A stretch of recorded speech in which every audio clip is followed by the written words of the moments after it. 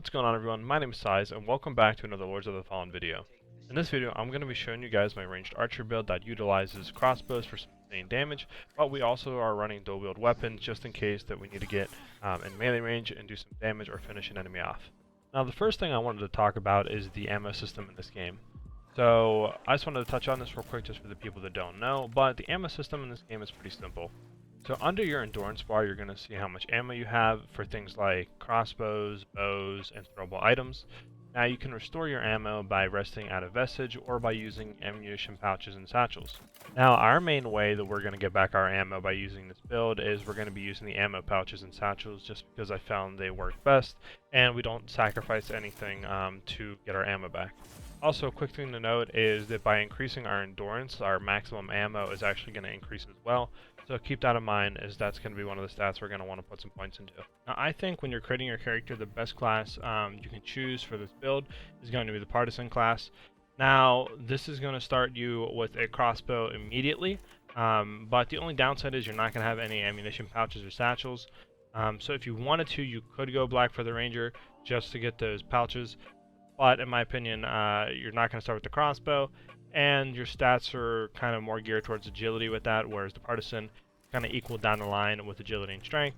And like I said, you start with the crossbow, so that's why I think partisan is going to be the best class to start this build with. So now let's get into our equipment. So the main crossbow running for this build, which we're going to do 99% of all of our damage, we're going to be able to shred bosses with, is Dervla's crossbow. Now, what makes this crossbow so good and so much better than every other crossbow in the game is that when we fire it, instead of shooting once, it'll shoot 3 times in quick succession. Now, sadly, this does not do any status effects, but the damage itself and the raw output, in my opinion, outweighs any status effect that it can do, or any downsides of not having status effects. It just does so much damage that we're able to shred through bosses really fast and really quickly, and we're doing upwards of like 1.1, 1.2k damage an arrow, which we shoot 3 arrows, so we're doing a sharp ton of damage, and we're just able to completely just butcher enemies and bosses with this weapon. So for our other 2 main weapons, we are going to be running Kakujin's sword and Hollow Condemnation. Now you can pretty much run any dual wielding like short swords, daggers you want here. I just really like how these 2 swords play and feel. And I've been running with them for a majority of the game, so I know them really well. But like I said, our main damage is going to come from our Dervla's crossbow. So we're going to kill out, the tanky enemies, the bosses with it. So this is just pretty much for ad control. And if we have an enemy low on health, instead of wasting ammo, we can go in and finish them off. But feel free to run whatever weapons you want here. Now, as for the runes we are running 1 Elstruck rune on each weapon. Now, I've tested other runes out on the weapons, and I am pretty sure that these are the only runes that actually affect range damage. I've tried, increase phys done, increase physical damage while dual wielding. I thought maybe if we dual wielded, brought our ranged weapon out, it would still apply. It doesn't. This is the only thing that seems to take effect, which would make sense because it has in its text that it increases damage of ranged weapons. So, but you want to basically socket as many Elstruck runes as you possibly can. Now, I could be wrong, but I'm pretty sure you can only get 2 Elstruck runes per run through, meaning you would have to do multiple run throughs of the game to get more than 2 of them. So if you really wanted to min-max, you could do that and throw a bunch of them on each weapon. And these are strength socket runes, so you want to have as many strength socket rune types as you can on your weapon. But in my opinion, 1 each is good enough, and the damage we do is enough damage to basically trivialize the whole game. Now for the armor we are running a 2-piece medium, 2-piece heavy. I'm basically just mix matching to get that medium encumbrance to the very end, to where we're basically almost heavy, but we're still, like that 0.1 weight away from being heavy. So this way we're tanky, but we can still get that medium dodge roll. Now, I'm 99% sure that the armor has 0 sets or 0 effects on them, but if I somehow completely missed that, let me know in the comments below if some armor actually has passive effects on said armor. But the armor that I'm running is the Vanguard Helm, the Horror Armor chest piece, the Holy Bulwark Gauntlets, and the Sovereign Protector Leggings. Now, this allows me to basically get to the very end to where I'm almost heavy, but I'm a few weight away from being heavy, so I'm still in that medium line. I'm pretty tanky, we have a good amount of resistance, and we still are able to get that medium dodge roll. Now let's go ahead and get into our accessories. So there's 2 pendants we're basically going to be running. When we're not doing bossing, we're going to be running the Warrior's Claw, just because this increases our physical damage and physical defense. And get about I think about a 10% physical damage boost when using this. So we do around 900 damage with this pendant on, and that is basically good enough to kill every enemy since we're shooting 3 times. So even like the bigger, chunkier, kind of like elites as I call them, you're basically going to kill them within 1 to 2 shots of our crossbow. And we don't really need to go overkill like we do when we're going and taking on bosses. Now, the pendant we're going to be running for basically any like mini boss, really tough enemy, boss, whatever you want to call it, is the Scornful Effigy. Now, what this does is it reduces our maximum health by 50%, but it increases our damage, I think, by 20 or 25% overall. So we're going to get a global damage increase, which is really insane when you consider everything else that we have going on and all of our other damage increases. So this is just allows us to hit that 1.1, 1.2k damage a hit, depending on what bolt we're using and so on. So it honestly is pretty insane once we go against bosses. And you might be thinking, well, that reduced health, pretty much we're going to be glass cannon and we're going to get one-tapped by a lot of enemies. But we only, like I said, run this when we're going against mini bosses.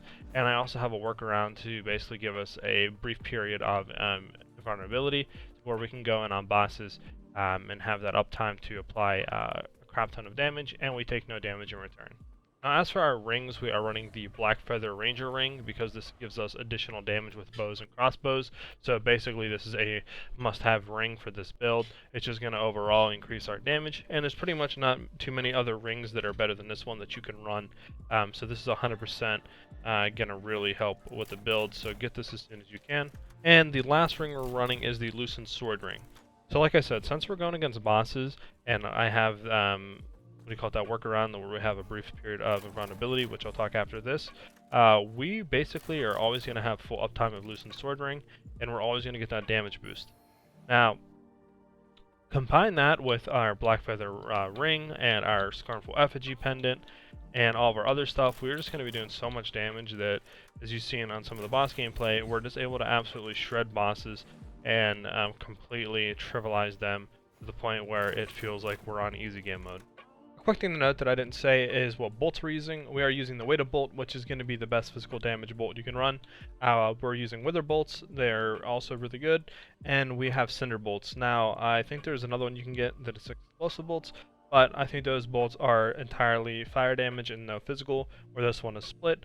So basically, just depending on what boss you're going to and depending on what they're weak to, swap your bolts up depending on the situation. But most of the time it's going to be like weighted or cinder or wither, one of these 3. So now let's go ahead and talk about how we're going to be able to be immune to damage upon going into and facing a boss or something like that. So what we're going to be running is the umbral eye of the hooded Antuli.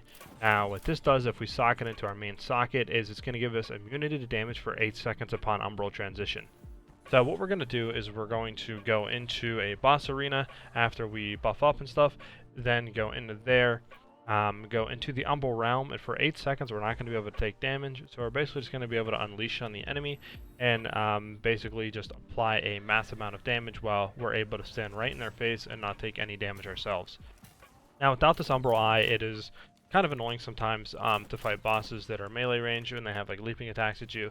And running this really does help the range playstyle to where we can stay at range and we can just basically not have to worry about the enemy running at us, because we're going to have that period of immunity to where we're basically going to be able to kill him, or at least get him very low on health in that 8 seconds.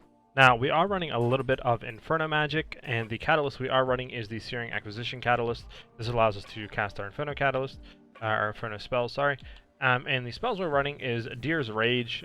This is basically just going to allow us to increase our phys damage. So, like I said, before we go into a boss arena, we're going to throw on our Catalyst, buff up, and then reswap our crossbow back on, and then head into the arena, into the Umbral Realm, and basically to shred the boss. Now, I checked, the Adyr's Rage lasts for a very long time. I think it lasts for like 70-80 seconds, so basically that is enough to go and buff and go into a boss arena and basically kill it or almost kill it, and we don't even have to reapply the buff. Now the other thing we are running is Adyr's Hardness. This just gives us more defense and resistances, so it helps us make us a little bit more tanky, and since we have the Inferno, why not throw it on if we can use it? So it's just a nice little added bonus on top of all the buffs that we're already having. Now, last thing that I will mention is our stats at the bottom left. Now, we need 22 Inferno, 16 strength, and I think 20 agility is the minimum required stats to run everything that we have on. So I kind of overleveled my strength a little bit. So we basically want to get to that like 16, 17 strength. Just get over the cap, and then put everything else we can in agility, since everything scales best with agility, at least for our bow and stuff, to maximize the damage. And then Inferno, like I said, we only needed 22, so we stopped putting points in there. And then Vitality and Endurance is always good to put in, because more health means more survivability, and Endurance, more Endurance means more stamina to shoot and more maximum ammo. But that's it for this video, guys. I do hope you guys enjoyed the build, and if you have any questions on it, about the playstyle, about any of the items, how to get any of the items, let me know in the comment section below, and I'll get to answering those as fast as I can. If you guys could also hit that like and subscribe button, it helps me out a lot. It lets me know you guys enjoying these videos on Lords of the Fallen. To keep putting more videos out, and it really helps the YouTube algorithm to get this video out to more people. I hope you guys have a good rest of your day or night, depending on when you're watching this video, and I'll see you in the next one. Peace.